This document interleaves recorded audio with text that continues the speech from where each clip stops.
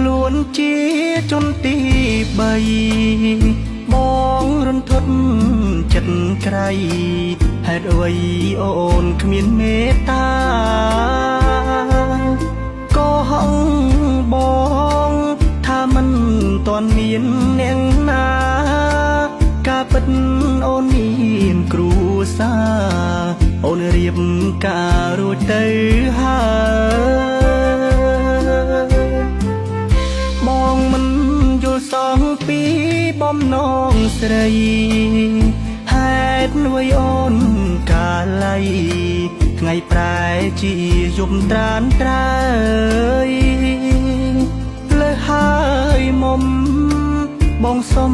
ដកខ្លួនចេញហើយសូមអូនត្រឡប់ថយក្រោយកុំឲ្យខ្លួនធ្លាក់អើជ័យសែនស្ដាយពេលវេលាកន្លងស្ដាយចិត្តនឹងបេងដូងដែលបងប្រគល់ជូនស្រីព្រោះស្មានថាអូនល្អលឹងស្រីដតីតាមពិតគឺអូនកាកៃអប្រិយគ្មានអ្វីប្រៀបឡើយណាហើយចង់ប្របងមិនខឹងអូនទេតែសូមចិត្តនាងមេកុំធ្វើបែបនេះបើអើយត្រូវរាំងសាស្នេហាអូនឲ្យដល់ត្រើយកុំលួចមានអ្នកផ្សេងឡើយអូនហើយសូមស្មោះនឹងប្តី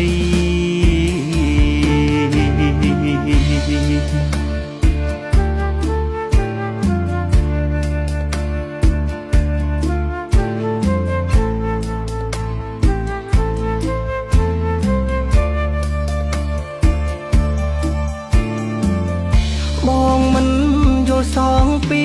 បំណងស្រីហេតុអ្វីអូនកាល័យថ្ងៃប្រែជាយប់ត្រានត្រើយលើហើយមុំបងសុំដកខ្លួនចេញហើយសូមអូនត្រឡប់ថយក្រោយកុំឲ្យខ្លួនធ្លាក់ងើជ័យ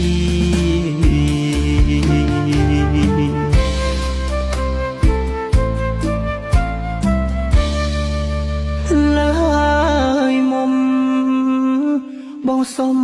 ដកខ្លួនចេញហើយសូមអូនត្រឡប់ថយក្រោយកុំឲ្យខ្លួនធ្លាក់អើជ័យសែនស្ដាយពេលវេលាកន្លងស្ដាយចិត្តនឹងបេងដូងដែលបងប្រគល់ឲ្យស្រី